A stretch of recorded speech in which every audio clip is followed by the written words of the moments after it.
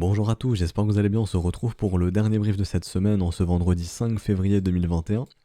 Je tiens à vous rappeler qu'on est encore en début de mois et si jamais l'école vous intéresse, vous pouvez rejoindre via le Patreon, hein. Tout est en description et dans les commentaires. Il y a aussi la vidéo de présentation de l'école en commentaire et c'est un petit peu le dernier moment intéressant, j'ai envie de dire, jusque ce week-end pour rentrer via le Patreon. Sinon, il faudra privilégier les ordres, enfin les offres crypto si jamais. En tout cas, les modalités en crypto. Donc voilà, je vous saoule plus avec le Patreon. Alors on va parler du BTC aujourd'hui, comme là, bon, il s'est pas passé grand chose, on va aller vite dessus, on va surtout checker le momentum, voir si on a une perte de force ou non. On va checker aussi un petit peu au niveau order flow, qu'est-ce qu'il se passe. On verra aussi, on parlera aussi des spreads, pardon, j'ai beaucoup de mal ce matin, on parlera des spreads, enfin on verra ce qu'il se passe, pardon. On verra les spreads, on parlera des assets à risque. On va se poser une petite question, parce qu'actuellement on a le dollar index et le bitcoin qui vont dans le même sens, et on va se poser une question qui est, est-ce que, on sait que le dollar index est plus risk on en ce moment, est-ce que, enfin même actuellement j'ai envie de dire, est-ce que en fait on n'est pas dans un cycle où les assets à risque vont vraiment performer pendant plusieurs années, et donc dans ce cas-là on pourrait avoir un dollar index et un bitcoin qui performent dans le même sens, en tout cas qui vont dans la même direction, qui serait potentiellement le nord, si les investisseurs veulent se positionner sur des assets à risque. Et ensuite on parlera justement des alts, hein, donc Ether qui est toujours en train de consolider, on parlera pas d'XRP, ça va pas trop bouger, bon allez quoique je vais passer en daily voir.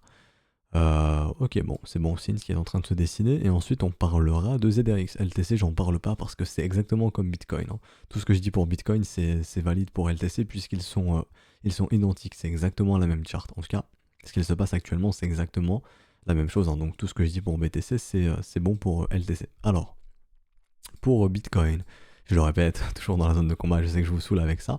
Mais bon, c'est pour ça qu'on s'emmerde, c'est pour ça que la volatilité est aussi basse, et donc ça s'amuse un petit peu sur les alts, hein, baisse de volatilité sur Bitcoin, entrée de capitaux qui vont dans les alts, bah, ça fait que les alts s'amusent un petit peu, et tant qu'on restera sur une volatilité basse, il faudra s'attendre à des alts qui performent, et donc tant qu'on sera dans cette zone de combat, les alts devraient bien s'amuser. Et pour l'instant, on n'est pas en train de résoudre, hein, donc peut-être la semaine prochaine ou dans 2 semaines, mais on verra quand on arrive à résoudre tout ça. Est-ce que j'ai encore le petit site qui me permet de voir les options? Je vais essayer de retrouver ça. Non, j'ai plus ça. Dommage, je n'ai plus le site, donc bon, dommage, mais bon, en gros, moi je vais aller directement sur Deribit pour choper ça.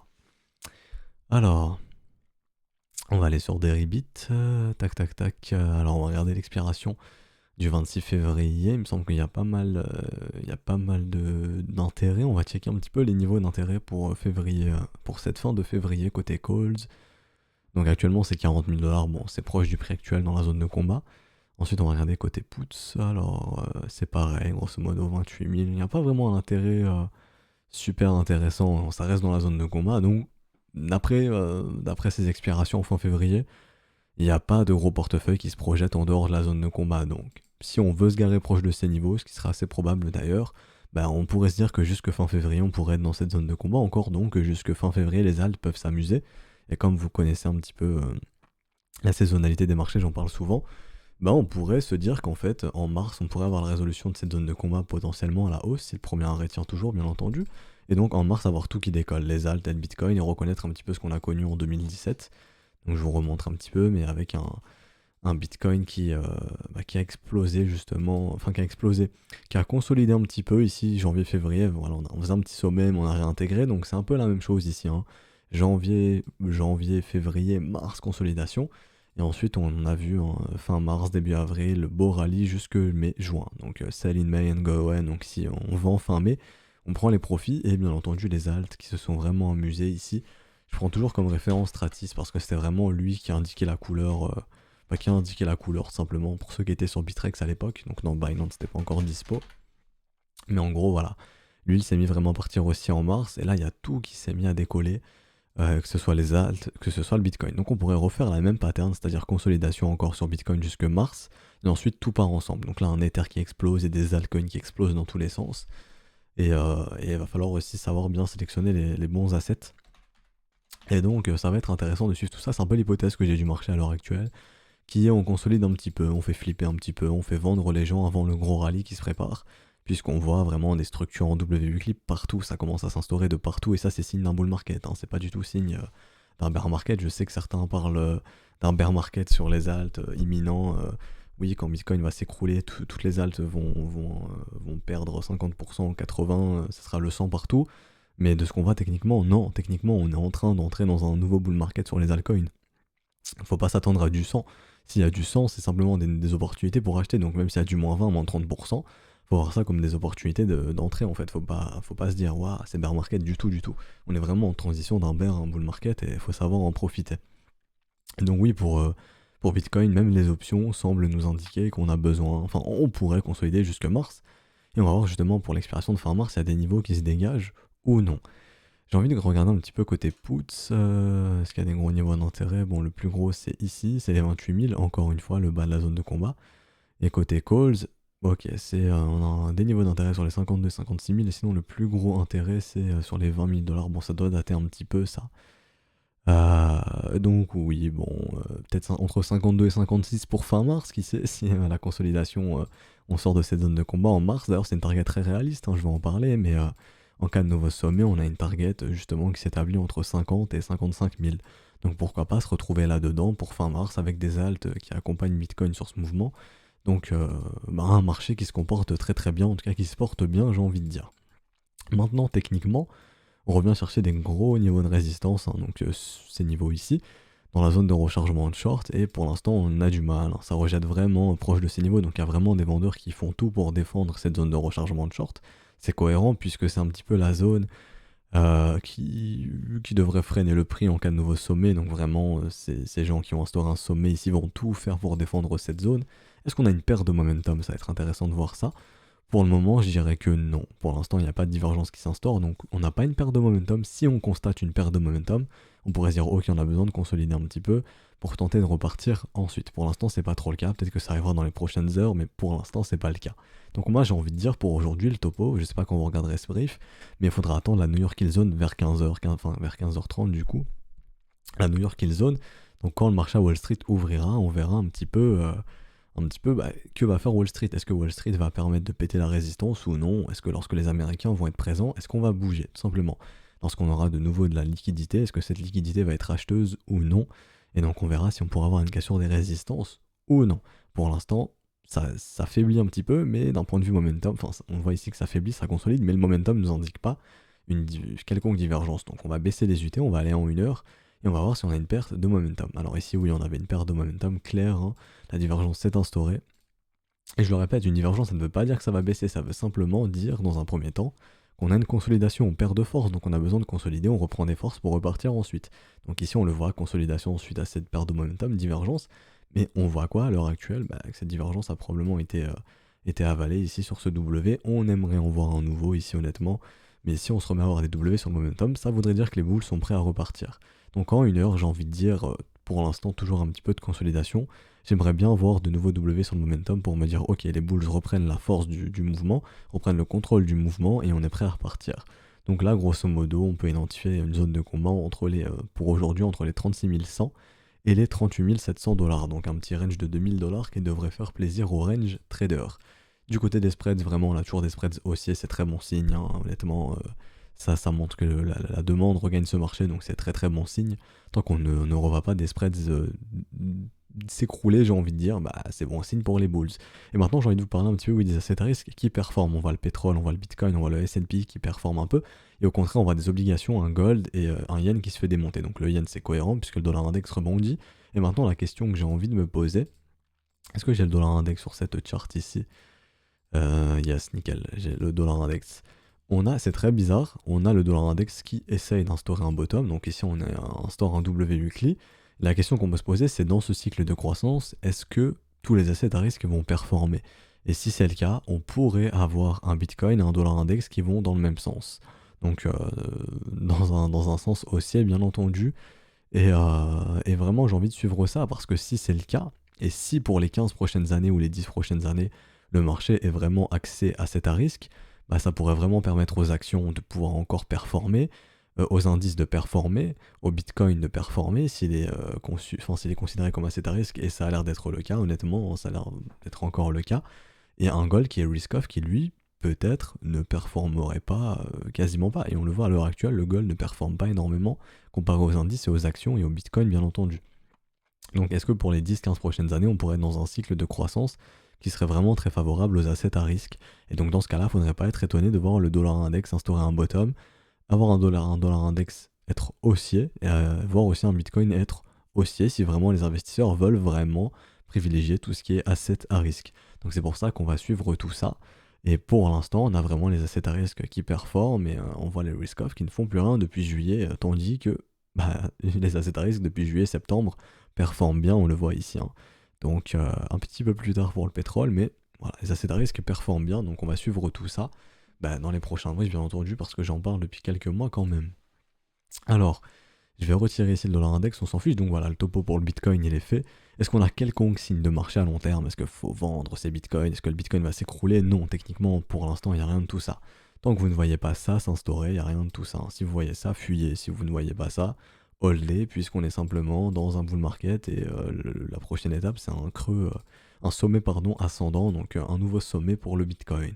Et donc, niveau order flow, on va checker un petit peu, bon, il se passe pas grand-chose.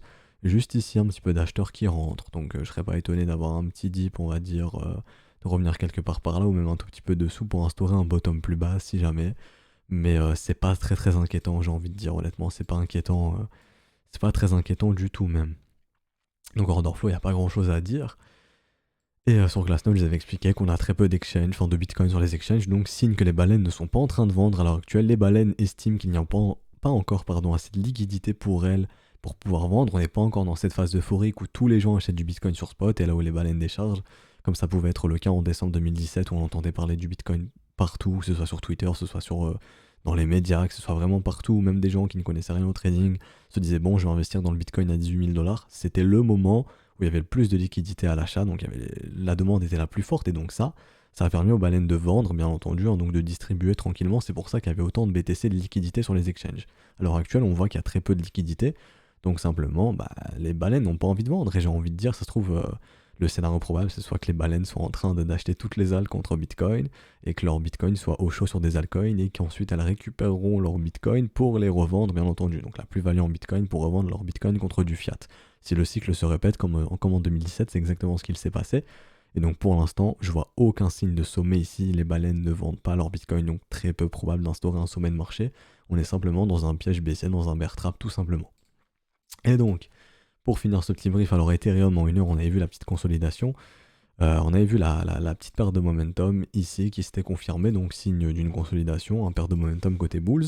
On avait dessiné le W pour se dire ok, si on veut revoir un momentum bullish, il faut dessiner ça, maintenant c'est chose faite, donc les bulls ont récupéré le momentum. Et ce qu'on attend des bulls, c'est de donner vie à ce W pour qu'on ait un mouvement de continuation d'Ether. Et donc on pourrait partir totalement sur une target AB égale CD ici.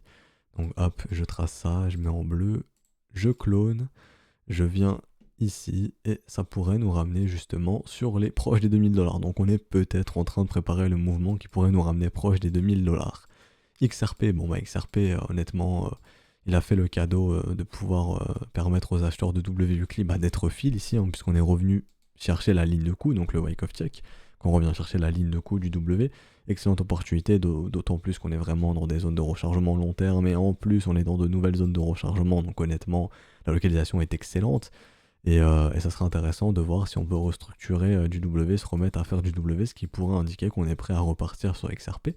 Et je le répète, en mettant qu'on ne vient pas sous les 17 et les 11 centimes, nous sommes dans un bear trap comme c'était indiqué ici, donc dans un énorme piège baissier, et XRP devrait se diriger vers de nouveaux sommets annuels dans les prochaines semaines et prochains mois, tant que ces deux niveaux tiennent. Hein. Donc ce que j'ai cité, 17 et 11 centimes, tant que ça tient, le scénario sur XRP c'est de nouveaux sommets annuels, donc de venir péter les 77 centimes de dollars. Et pour finir ce brief, on m'a demandé de parler de ZRX. Alors est-ce que ZRX est intéressant à l'heure actuelle? Non, on n'achète pas un marché vertical. Si vous voulez acheter au minimum, c'est la ligne de coup de cet énorme W, donc 95 centimes si on y revient. Ok, donc 96 centimes du coup, ok, là ça pourrait être intéressant. Sinon, vous êtes patient, vous tracez une zone de rechargement, peut-être qu'on n'y viendra jamais, donc dans ce cas-là, il faudra les chasser ailleurs. Est-ce que ça veut dire, si je dis que c'est pas intéressant à l'heure actuelle, est-ce que ça veut dire que ZRX va instaurer un sommet et va dumper? Non. ZRX peut totalement se diriger vers les 2, 3, 4 $. On va d'ailleurs targeter des extensions, donc des niveaux d'extension qui va nous dire justement où est-ce qu'on pourrait se retrouver. Donc bon, on est en plein dedans, on est dans la gare à jaune. Donc premièrement, attention, on est quand même dans une zone d'extension où le prix pourrait consolider, en tout cas on est dans une première zone de profit. Ok. Ensuite, je vais prendre plus d'historique, je vais aller sur ZRX USD pour voir donc là ici. Binance, donc on est en train de s'affranchir du premier arrêt, on peut se diriger très très vite dans la zone de rechargement de short, mais est-ce que on achète ici parce qu'on pourrait y aller? Non, du tout. Enfin moi personnellement, non, j'ai aucune raison d'acheter ici. Si vous voulez, pour moi le setup était clair, donc la zone de rechargement de short se situe entre les 1,71$ et 2,16$. Mais si vous voulez, pour moi, l'opportunité sur ZRX a été donnée ici. Et il me semble qu'on en parlait, enfin c'est quasiment sûr qu'on en parlait avec les élèves, mais quand c'était dans cette zone de rechargement et que vous voyez les structures se dessiner, là c'est intéressant. Quand c'est horizontal en zone de rechargement, mais quand c'est vertical comme ça, c'est trop tard. Donc là c'est plus du tout, enfin dans mon cas, pour moi, c'est plus du tout intéressant. Maintenant, on a un momentum qui est très fort, il y a tout qui est fort sur cet asset, donc il peut performer sans trop de problèmes. Hein. Et honnêtement, est-ce que vous voulez mon avis sur est-ce que cet asset peut venir chercher un nouveau sommet dans les prochaines semaines, prochains mois? Totalement. On a clairement eu ici un énorme signe de bottom, et là on est dans un bull market, on a la transition d'un bear à un bull market à l'heure actuelle, donc cet asset peut sans trop de problème aller chercher de nouveaux sommets, et donc au minimum peut venir entre les 4,35$ et 5,33$. Mais est-ce qu'on achète actuellement? Non. Le signal a été donné ici, donc patience, on attend le retour au minimum sur les 95-96 centimes, ou alors on est encore plus patient et on trace une zone de rechargement quand le sommet sera établi. Mais de chasser l'achat sur un asset qui est complètement vertical, ça ne sert à rien. Parce que la réciproque d'un mouvement vertical haussier, c'est un mouvement vertical à la baisse. Et vous pouvez constater ça sur toutes les paraboles. Regardez ici. Parabole, la réciproque, c'est hop, mouvement vertical baissier. Celui qui est entre au sommet ou proche du sommet, il se mange du moins 60, moins 80, même plus si jamais. Là ici, moins 83%, et j'ai même pas pris le sommet. Hein. Donc c'est entre du moins 80 et moins 90. Généralement, on estime qu'une parabole retrace au minimum de 80%. Tenez bien cette info. Enfin, retenez-la, donc vous pouvez manger vraiment une grosse claque si vous entrez sur un mouvement vertical. Donc voilà, on m'avait demandé de parler de ZRX, c'est chose faite.